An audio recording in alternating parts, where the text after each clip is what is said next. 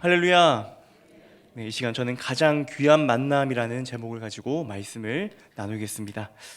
저는 전부 12주간의 OTC 선교 훈련 그 기간을 거의 다 앞두고 이제 한 주 남았습니다.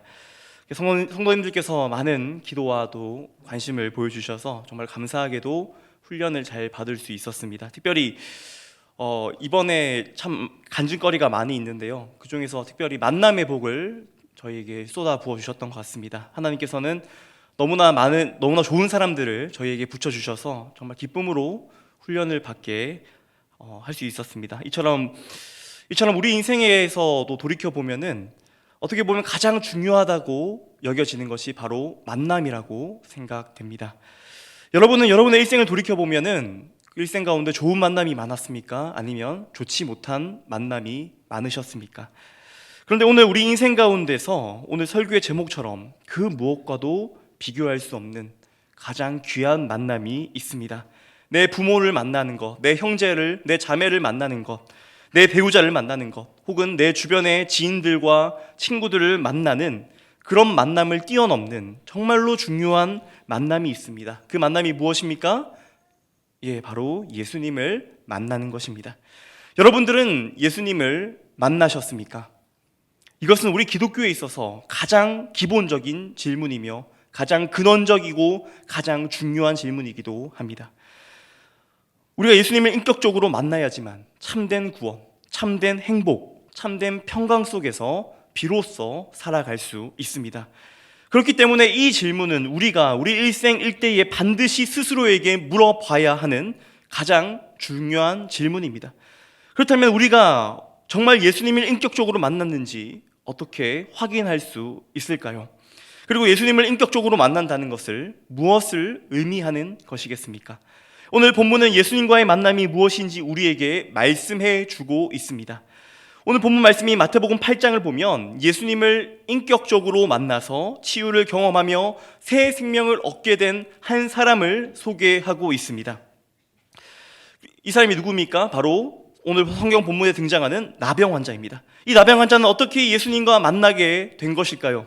분명 오늘 본문 말씀인 마태복음 8장 1절을 보면 그 자리에는 수많은 사람들이 함께 있었음을 볼 수가 있습니다. 그런데 오늘 말씀에는 이 나병 환자 한 사람만 소개하고 있습니다. 뭔가 이상하지 않습니까? 그 많은 사람들도 예수님의 음성을 들었고 예수님 가까이에서 예수님이 하시는 그 모든 이야기들을, 말씀들을 귀담아 들었습니다.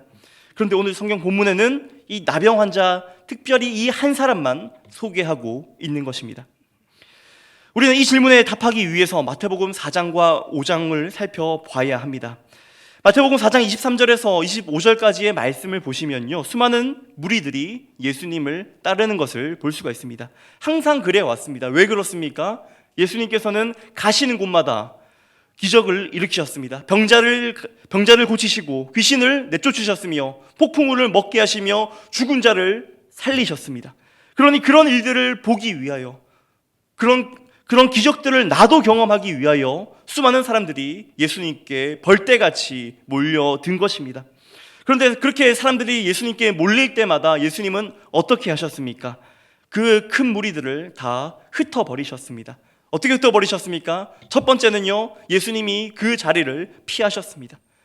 그 수많은 사람들이 몰려올 때마다 예수님은 그 자리를 조금씩 장소를 옮기시는 모습을 볼 수가 있습니다. 그럼에도 불구하고 사람들이 예수님께 몰려들 때 예수님은 어떻게 했습니까? 예수님은 그 사람들이 듣기에 굉장히 부담스러운 메시지를, 지금까지 한 번도 들어본 적이 없는 도전적인 메시지를 예수님은 그들에게 전하셨습니다. 그리고 그 메시지를 들은 사람들은 대부분 근심하며 떠나갔죠. 이것이 예수님의 공생애의 아주 중요한 패턴 중에 하나입니다. 예수님께서는 의도적으로 그렇게 하신 것입니다. 왜 그렇습니까? 예수님께서는 사람들의 인기에 관심이 없었기 때문입니다. 예수님은요, 그 사람들의 인기를 얻기 위해서 이 땅에 오신 분이 아닙니다. 예수님과 그 공생애의 그 모든 사역의 가르침을 보면 그 중심에는 단 한 가지밖에 남아있지 않습니다. 그것이 무엇입니까? 그것은 바로 하나님 나라입니다. 예수님이 공생이 시작하면서 가장 처음 전한 메시지가 무엇입니까? 마가복음 1장 15절 말씀 우리 한번 같이 읽겠습니다. 시작. 이르시되 때가 찼고 하나님 나라가 가까이 왔으니 믿으라 하시더라. 예수님은 공생의 시작을 다른 그 무엇이 아닌 하나님 나라에 대해서 말씀하며 그것을 시작해 가고 있습니다. 이것이 바로 예수님의 첫 번째 메시지였다면 예수님 마지막 메시지는 무엇이겠습니까? 예수님은 십자가 지시고 부활하셨습니다. 그리고 승천하시기 전에 며칠 동안 이 땅 가운데 계셨습니까? 40일 동안 계셨죠. 그 시간 동안 어떤 일들을 하셨습니까? 어떤 말씀들을 하셨습니까? 사도행전 1장 3절 말씀 우리 한번 같이 읽겠습니다. 시작. 그가 고난을 받으신 후에 또한 그들에게 확실한 많은 증거로 친히 살아계심을 나타내사 40일 동안 그들에게 보이시며 하나님 나라의 일을 말씀하심이라. 여기서도 하나님 나라를 말씀하셨다라고 얘기합니다. 예수님의 사역의 시작도 하나님의 나라, 예수님의 시작의 마무리도 하나님의 나라로 끝나는 것을 볼 수가 있습니다. 그렇기에 예수님께서는 언제 어디서든지 복음서를 보면 하나님 나라의 복음을 전하셨다라고 이 내용이 반복적으로 나옵니다. 예수님 자신도 그분이 이 땅에 오신 이유와 목적을 하나님 나라의 복음을 전하기 위함이다라고 말씀하십니다. 예수님이 하셨던 모든 기적들, 모든 비유들, 그 모든 강론의 중심에는 하나님 나라가 있었습니다. 예수님의 입으로는 하나님 말씀을 선포하셨고 삶으로는 하나님 나라를 우리에게 보이셨습니다. 왜 그렇습니까? 예수님의 유일한 관심사가 바로 하나님 나라였기 때문입니다. 예수님의 이 땅에 인기를 얻으려 오신 분이 아니십니다. 예수님을 따르는 많은 팬들을 만들기 위해서 오신 분 또한 아닙니다. 예수님은 팬을 위해서 오신 것이 아니라 예수님은 제자 삼기 위하여 이 땅에 오셨습니다. 오직 하나님만을 왕으로 모시는 그 제자들을 삼기 위해서 이 땅에 오신 거란 말씀입니다. 그래서 마태복음 4장에서 수많은 무리가 예수님을 쫓고 있을 때 예수님은 그 자리를 피하십니다. 그리고 어디로 가셨습니까? 마태복음 5장에 보니까 산 위로 올라가셨다라고 말씀합니다. 거긴 또다시 수많은 사람들이 예수님을 따라가죠. 그러자 어떻게 합니까? 예수님은 강력한 메시지, 지금까지 그들이 한 번도 들어보지 못한 도전적인 메시지를 그 산 위에서 전하셨습니다. 이것을 무엇이라 부릅니까? 바로 산상수훈이라고 우리는 이름합니다. 그렇다면 예수님께서 이 위대한 가르침, 이 산상수훈을 전할 때 그 첫 번째 메시지가 무엇이었습니까? 헬라어 원어로 마카리우스, 복이 있을 것이다. 복이 있는 자가, 진짜 복이 있는 자가 누구냐? 이것을 가르쳐 주시죠. 마태복음 5장 3절 말씀 우리 한번 같이 읽겠습니다. 시작. 심령이 가난한 자는 복이 있나니 천국이 그들의 것이며. 심령이 가난한 자는 복이 있다. 천국이 그들의 것입니다. 진정한 복이 무엇인지를 지금 예수님은 말씀해 주고 있습니다. 그런데 여기서 말하는 천국이 무엇입니까? 앞서 말씀드린 하나님 나라를 의미합니다. 예수님의 이 산상수훈의 전체 주제는 처음부터 끝까지 모두 다 하나님 나라를 말씀합니다. 가장 처음엔 무엇입니까? 심령이 가난한 자는 천국이 그들의 것입니다 라고 말씀하시면서 우리가 어떻게 하면 하나님 나라에 들어갈 수 있는지를 소개하고 있는 것입니다. 그 조건이 무엇입니까? 바로 우리의 심령이 가난해야 한다라고 말씀하고 있습니다. 여기서 가난하다라고 말하는 헬라어 원어는요, 내가 조금 돈이 없는 것을 말하지 않습니다. 내가 조금 궁하게 살고 궁핍하게 사는 것을 의미하지 않습니다. 그저 내가 풍족하지 않아서 먹고 살기 팍팍하다는 그런 우리 시대의 가난을 의미하지 않습니다. 여기서 정말로 가난하다는 말은요, 정말로 굶어 죽기 일보 직전의 상태를 이야기합니다. 그만큼 절박한 것을 말하는 것입니다. 그만큼 내가 완전히 파산한 상태를 성경은 말하고 있는 것입니다. 나는 아무런 소망이 없습니다. 나에게는 그 어떤 소망의 근거도 없습니다. 나는 완전히 파산한 존재이고 내 힘으로는 아무것도 할 수 없는 존재입니다. 나는 아무것도 아닌 존재입니다. 이렇게 전적인 주님의 은혜만을 붙잡고 붙드는 자가 바로 오늘 성경에 등장하는 심령이 가난한 자인 것입니다. 내가 얼마나 소망 없는 존재인지를 뼈저리게 깨달아서 내 전부를 내려놓고 오직 주님의 은혜만을 구하는 자에게 하나님 나라가 비로소 임한다라는 것입니다. 그러한 자가 하나님 나라의 백성이 될 수 있다는 것이고, 그렇게 가난한 심령을 가진 자가 하나님 예수님과 인격적인 만남을 만남이 이루어질 수 있다는 것입니다.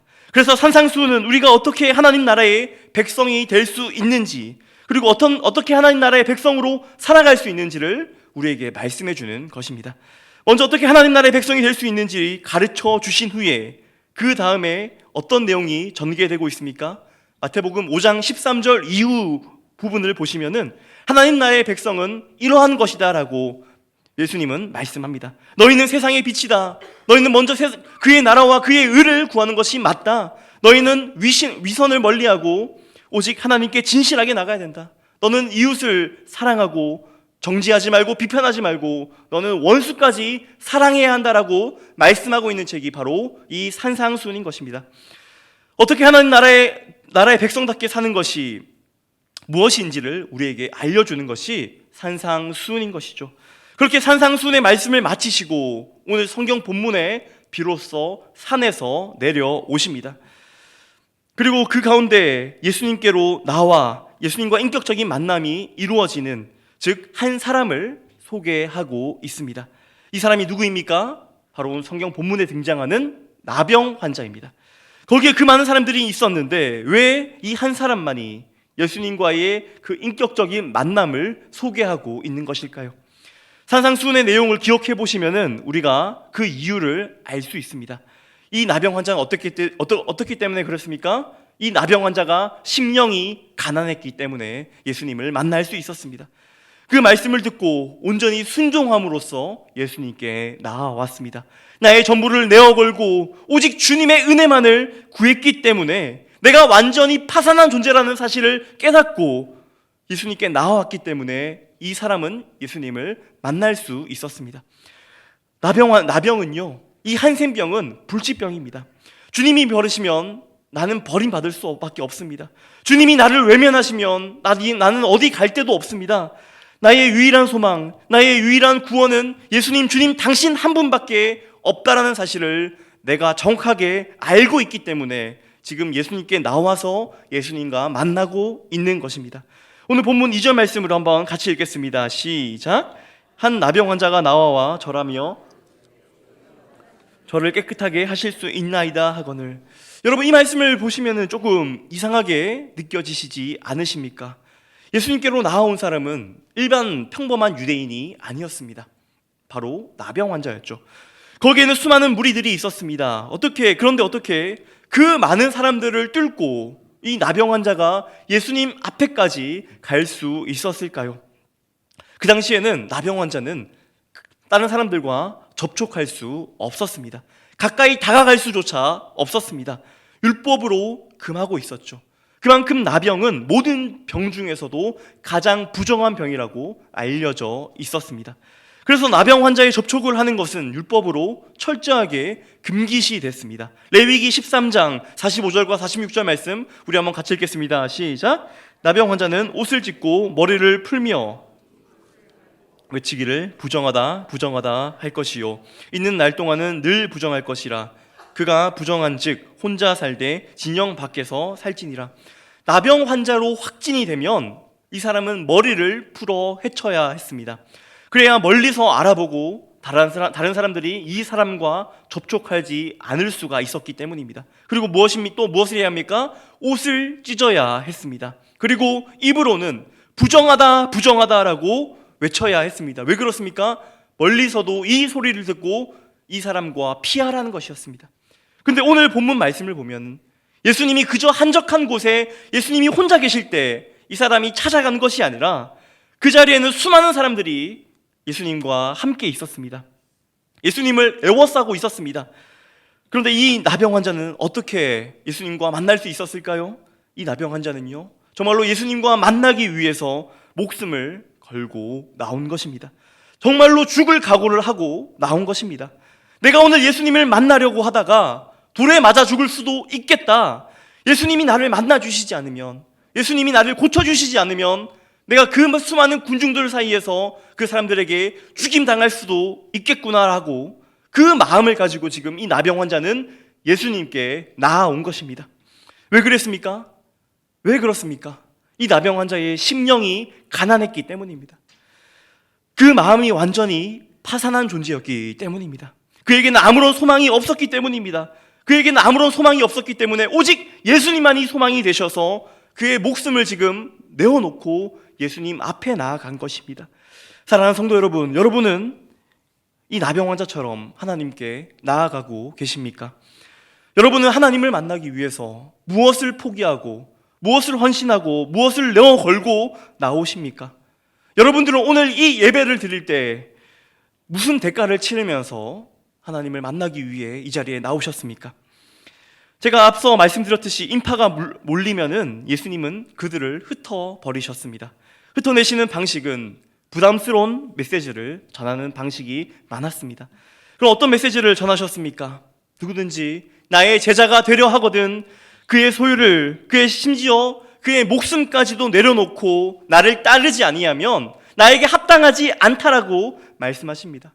누구든지 나를 따르려거든 자기를 부인하고 자기의 십자가를 지고 나를 따라오거라라고 말씀하십니다. 그 당시 십자가가 무엇입니까? 십자가는 가장 비참하고 처참한 죽음을 의미하죠. 우리는 목숨 걸고 주님을 따라야 됩니다. 전부를 내려놓고 주님을 따라야 합니다. 근데 이 메시지가 이 가운데 혹시 부담이 되지 않으시는 분이 계십니까? 저도 이 말씀이 너무나 부담이 됩니다. 주님을 따르려거든 전부를 내려놓으라고 하셨는데 이 메시지는 그 당시의 사람들도 이 메시지를 들으면 그 마음에 부담이 되고 듣기 싫은 메시지였을 겁니다. 그런데 그때 단 한 사람, 이 나병 환자가 예수님께 절하며 등장하고 있는 것입니다. 그가 예수님 앞에 서면서 뭐라고 말합니까? 본문 2절 말씀에 나병 환자가 절하여 이르되 주여 원하시면 저를 깨끗게 하실 수 있습니다. 이 나병 환자는 목숨 걸고 지금 군중들을 뚫고 주님 앞에 나와서 예수님께 이렇게 외치고 있습니다. 주님이 원하시면 나를 깨끗하게 하실 수 있습니다. 여러분이 이 나병 환자의 입장이 되어보셨다라고 한번 생각해 보십시오. 내가 파산한 존재라는 사실이, 내가 아무런 소망이 없다는 사실을 깨달았습니다. 그래서 진짜 목숨 걸고 예수님께 나아갔습니다. 오늘 내가 돌에 맞아 죽더라도 예수님을 만나야겠다라고 지금 이 나병 환자는 예수님께 나아갔습니다. 예수님을 만나야 유일한 소망, 유일한 구원이 있기 때문에 예수님께 목숨 걸고 나아갔는데 지금 이 절박한 사람의 입에서 나오는 말이 무엇입니까? 주님, 목숨 걸고 나왔으니까 제발 제 병을 고쳐주세요. 이것이 아니었습니다.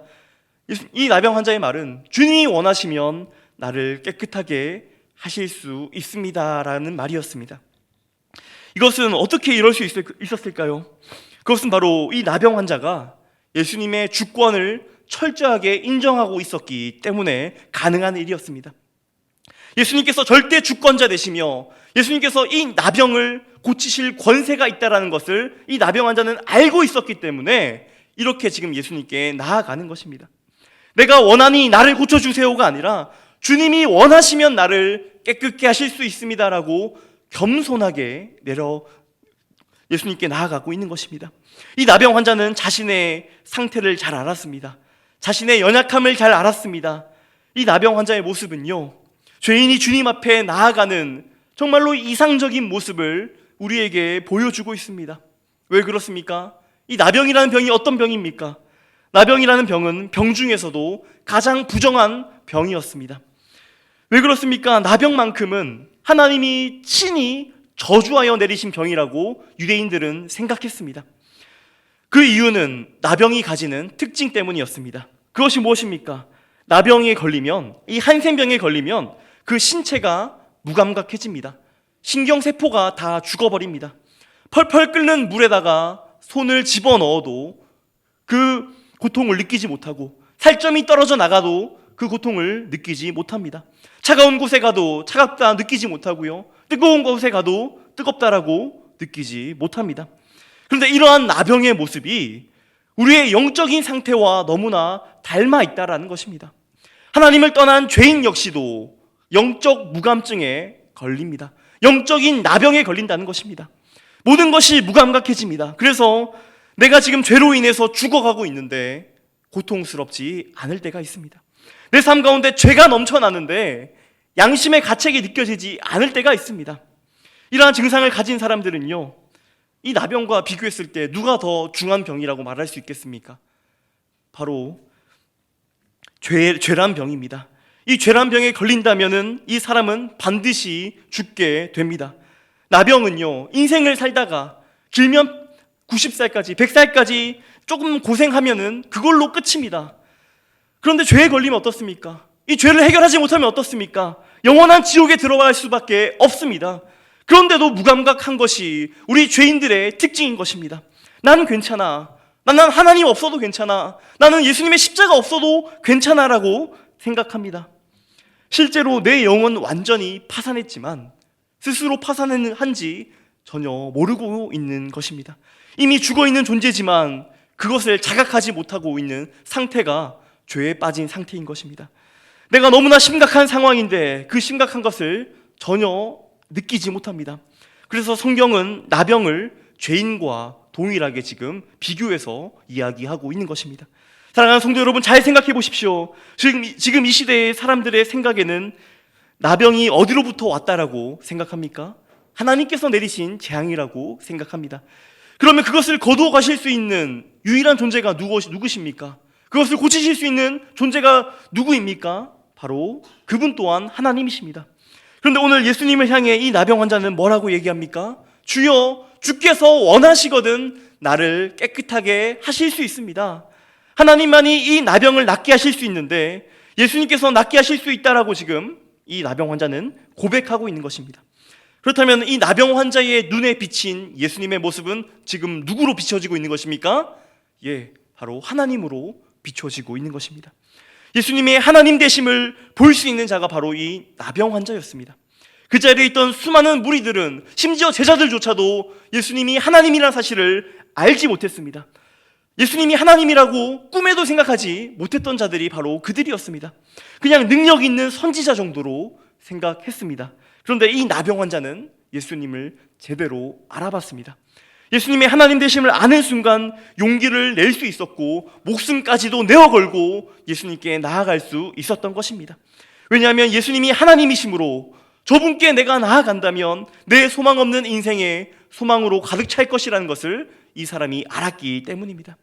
사랑하는 성도 여러분, 전능하신 하나님, 온 우주를 창조하신 만유의 주님께서 그분께서 우리의 인생 하나 책임져 주시지 못하시겠습니까? 하나님의 하나님 되심을 인정하는 사람은, 하나님을 진정으로 경외하는 사람은 자신의 전부를 내려놓을 수 있게 됩니다. 목숨조차도 하나님께 내어 걸 수 있게 됩니다. 그리고 이러한 상태를 비로소 예수님과 인격적으로 만났다라고 말할 수 있는 상태입니다. 이 나병 환자는요, 진심으로 예수님을 인격적으로 만난 것입니다. 이 사람은 예수님이 하나님 되심을 알았고 주님께 달려갑니다. 그리고는 주님이 원하시면 나를 깨끗게 하실 수 있습니다라고 겸손하게 고백합니다. 그러자 예수님이 어떻게 하십니까? 오늘 본문 3절 말씀 같이 한번 읽겠습니다. 시작. 예수께서 손을 내밀어 내가 원하노니 깨끗함을 받으라 하시니 그의 나병이 깨끗하여 진지라. 주님이 원하시면 내가 깨끗해질 수 있다라고 고백한 그 순간 그제서야 군중들은 알았을 겁니다. 무엇을 알았을까요? 이 사람이 바로 나병 환자라는 것을 알았을 겁니다. 돌로 쳐버리고 싶었고 당장 이 사람을 쫓아내고 싶었을 겁니다. 그 사람을 멀리 두고 싶었을 겁니다. 그런데 그때 예수님께서는 어떻게 하셨습니까? 이 사람에게 손을 대십니다. 그 많은 군중들이 얼마나 놀랬겠습니까? 그런데 아마도 그 중에서 가장 놀랬던 사람은 이 나병 환자였을 겁니다. 그는 한동안 일어나지 못했을 겁니다. 그 순간이 얼마나 감격적이었겠습니까? 눈물이 쏟아져 나왔을 겁니다. 나병 환자라는 것을 확진받은 그 순간 나의 가족도, 나의 자녀도, 내 친구도, 배우자도 모두 떠나버렸을 것이고 내 주변에는 그 누구도 남겨져 있지 않았을 겁니다. 사람들에게 다가가면 욕과 저주를 퍼붓고 돌을 던졌을 겁니다. 그런 취급을 받았던 나병 환자가 지금 어떻습니까? 만왕의 왕이신 그분께서 내게 와서 손을 얹으시며 나를 품어주고 계신 것입니다. 그 가운데 그는 감격의 눈물을 흘릴 수밖에 없었을 겁니다. 저는 이 말씀을 보면서 이 나병 환자의 모습이 저의 모습과 너무 같다라는 것을 느꼈습니다. 제가 겉으로는 목사이고 제가 선교를 준비하면서 뭔가 거룩한 척하고 뭔가 있어 보이고 뭔가 깨끗한 척 해도요, 저는 제 자신을 잘 알고 있습니다. 제가 얼마나 구제불능이며 다른 사람들에게 말도 못할 더러운 죄악들이 제 안에 그대로 담겨져 있는지 저는 알고 있습니다. 하나님의 말씀을 설교하면서도 나 자신도 제대로 그대로 살지 못하고 그 말씀대로 순종하지 못하는 그 사실을 저는 그 누구보다 뼈저리게 알고 있습니다. 그런 저의 모습이지만 제가 기도할 때 저의 있는 이 모습 그대로, 제 파산한 모습 그대로 주님 앞에 나아가면요, 우리 주님께서 아무런 소망 없는 저에게 먼저 찾아오십니다. 그리고 저를 품어주십니다. 내가 너를 보배롭고 존귀하게 여긴단다. 온 우주와도 감히 바꿀 수 없을 정도로 내가 너를 사랑한단다라고 예수님께서 그 따뜻한 음성을 들려주십니다. 사랑하는 성도 여러분, 예수님은요, 꼭 만나면 되고 만나지 않아도 좋은 분이 아닙니다. 예수님은 우리가 꼭 만나야 할 분이십니다. 여기에 우리의 영혼이 달려져 있습니다. 예수님 안에서 참된 생명이 있고 참된 구원이 있고 참된 평강이 있고 참된 행복이 있는 줄 믿습니다. 예수님을 만나지 않으면 우리는 시작조차도 할 수가 없습니다. 그래서 반드시 예수님을 만나셔야 합니다. 이 세상을 살아가면서 돈을 많이 버신 분도 있을 것이고요, 또는 그렇지 못한 분도 계실 겁니다. 건강한 분도 계실 것이고요, 건강하지 못한 분도 계실 겁니다. 학력이 높은 분, 학교를 오래 다닌 분도 계실 것이고요, 또 그렇지 못한 분도 계실 겁니다. 그런데 이러한 사실은 그리 중요하지 않습니다. 정말 중요한 문제가, 정말 중요한 사실이 있습니다. 그것이 무엇입니까? 정말로 예수님이 내 마음속에 있는가 아니면 없는가, 이것이 우리의 영혼이 달려져 있다는 것입니다. 그래서 제가 여러분께 다시 한번 묻겠습니다. 여러분은 정말로 예수님을 인격적으로 만나셨습니까? 정말로 예수님을 나의 삶의 주인으로 모셔들어서 정말 내 인생의 주인이 예수님으로 바뀌셨습니까? 그리고 매일매일의 삶 가운데 그분과 교제하며 그분의 숨결을 느끼며 그분과 친밀한 교제 가운데 한 걸음 한 걸음 살아내고 계십니까? 만일 그러시지 않는다면 오늘 이 시간이 결단의 시간 되기를 소망합니다. 내가 나병 환자와 같이 파산한 존재인지를 깨닫기를 축복합니다. 그리하여 주님 품에 안기십시오. 그 길이 우리 인생에 있어서 가장 행복한 길이고 가장 영광스러운 길입니다. 바라기는 우리 모든 진교교회 성도님들 단 한 분도 빠짐없이 예수님을 만나 가장 영광스러운 길을 걸어가시는 우리 모든 성도님 되시기를 주님의 이름으로 축복합니다. 이 시간 함께 기도하시겠습니다.